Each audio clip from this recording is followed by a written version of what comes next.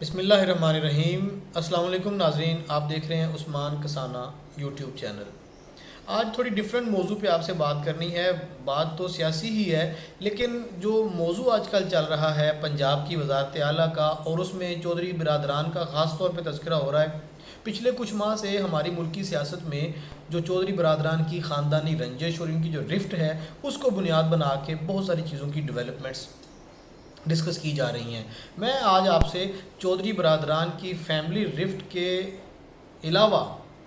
اس کی رفٹ کا ذکر کرنے کی بجائے شریف خاندان کے حوالے سے کچھ باتیں کروں گا، اور کچھ بھی مفروضے پر مبنی آپ سے بات نہیں کروں گا، نہ ہی کوئی اندازہ اور قیافہ دوں گا، لیکن کچھ 3-4 ٹپس اور 3-4 حقائق آپ کے سامنے رکھنا چاہتا ہوں کہ اندازہ ویورز خود لگائیں کہ رفٹ ہے یا نہیں ہے، اور اگر ہے تو کس نوعیت کی ہے، اور اگر نوعیت سمجھ آ جائے تو پھر اس کے نتائج کیا ہیں۔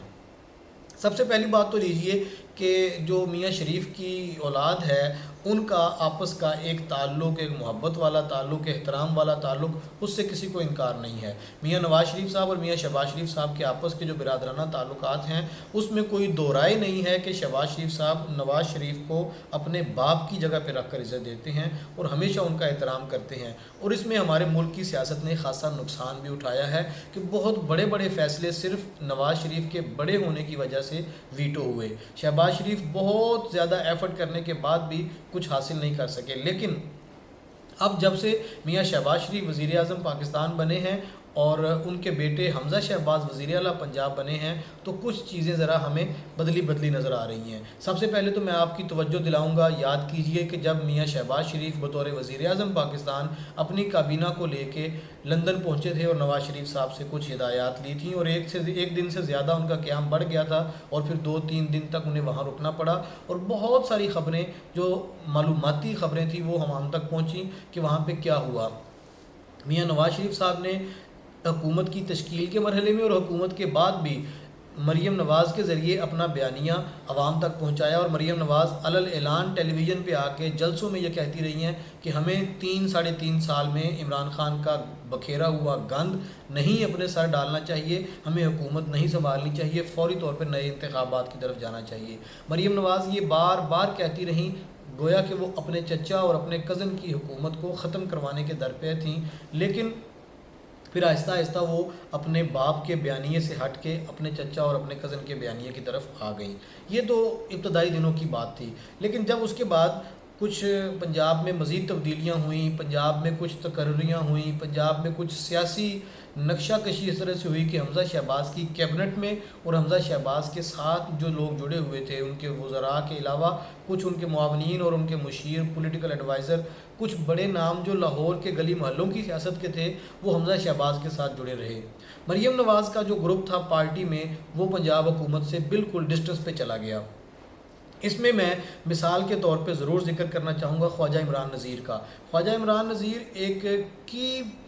ٹول کے طور پہ مسلم لیگ نون کو لاہور میں چلانے والے شخص ہیں، بڑے متحرک نوجوان ہیں۔ انہوں نے حمزہ شہباز کے کار خاص کے طور پہ لاہور میں اور پنجاب میں سرو کیا۔ پنجاب میں میاں شہباز شریف صاحب کی گزشتہ حکومت میں بھی وہ اہم وزارت پر رہے، وزارت صحت پر بہت ڈیلیور کیا۔ شہباز شریف صاحب کے ابتدائی دنوں میں، وزارت عظمیٰ کے ابتدائی دنوں میں، جب بھی شہباز شریف لاہور آتے، ان کے دائیں اور بائیں کندھے کے ساتھ عمران نذیر دیکھے جاتے رہے، لیکن جو ہی حمزہ شہباز وزیر اعلیٰ بنے، کچھ ڈیولپمنٹس ایسی ہوئیں، وہ جو ایک لائن تھی حمزہ شہباز اور مریم نواز گروپ کی لاہور کی سطح پر، مسلم لیگ نون کی سطح پر، اس میں عمران نذیر عطاب کا شکار ہوئے اور وہ لاہور چھوڑ کر، پاکستان چھوڑ کر دبئی جا بیٹھے۔ بڑا طویل قیام ان کا دبئی میں رہا، اور ان کے کچھ چاہنے والے، کچھ دوستوں نے، ایک صحافی سے میری ذاتی طور پہ بات ہوئی، انہوں نے بھی واٹس ایپ کے ذریعے، وائس میسیجز کے ذریعے مجھے انہوں نے دکھائے بھی کہ میں نے عمران نذیر کو قائل کیا، کنونس کیا کہ آپ کس طرف چل نکلے ہیں، آپ ایم پی اے ہیں اور حمزہ شہباز اور شہباز شریف کے ہوتے ہوئے آپ وزیر اعلیٰ تو نہیں بنیں گے، الٹیمیٹلی آپ کو وزارت ہی چاہیے، تو وہ آ کے سنبھالیں، اپنا حصہ لیں۔ یہ جو سال ڈیڑھ ملا ہے آپ کو، اس میں اگر آپ ناراض ہو کے بیٹھ جائیں گے، گروپنگ کا شکار ہو جائیں گے، تو نقصان اٹھائیں گے۔ بہرحال عمران نذیر واپس آئے اور دوبارہ سے وہ حمزہ کی ٹیم میں شامل ہوئے۔ یہ بھی کچھ ایسے علامات اور ایسی چیزیں تھیں جو حمزہ اور مریم کے سامنے تھیں ایک لائن کی شکل میں۔ بالکل بہن بھائی کے احترام والا رشتہ اپنی جگہ قائم ہے، لیکن سیاسی طور پہ ایک جو لائن ہے، گروپنگ ہے، کچھ لوگ ہیں اگر ہم لاہور اور پنجاب سے اوپر چلے جائیں تو پھر ایم این ایز کی سطح پہ، صوبائی سطح پہ جاوید لطیف کا بیانیہ آپ دیکھیں، خواجہ سعد رفیق کو آپ دیکھیں، شاہد خاقان عباسی کو آپ دیکھیں، ان سب کے بیانات ذرا آمنے سامنے رکھ کر دیکھیں، خواجہ آصف صاحب کے بیانات دیکھیں۔ نواز شریف صاحب کا جو بیانیہ تھا ووٹ کو عزت دو، یعنی وہ فوج سے حمایت لیے بغیر عوامی قوت اور عوامی ووٹوں سے حکومت لینے کے بیانیے کو پروموٹ کر رہے تھے۔ لیکن پاکستان کا بچہ بچہ جانتا ہے کہ یہ جو رجیم چینج ہوا ہے، یہ جو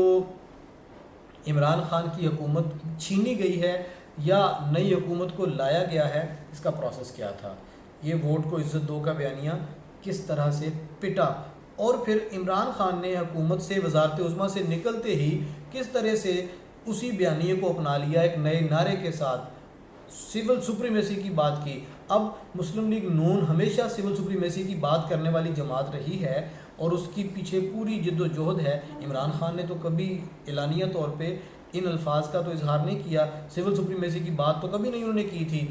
جو فصل نواز شریف کی پکائی ہوئی تھی وہ عمران خان کاٹ رہے ہیں، اور یہاں مسلم لیگ نون واضح طور پہ منقسم نظر آتی ہے۔ اور اب جب کہ پنجاب میں ہونے والے ضمنی انتخابات میں بڑی واضح شکست ہوئی ہے، اس کے بعد نواز شریف صاحب کے بیانیے کو دوبارہ سے عروج ملا ہے۔ نواز شریف صاحب دوبارہ سے یہ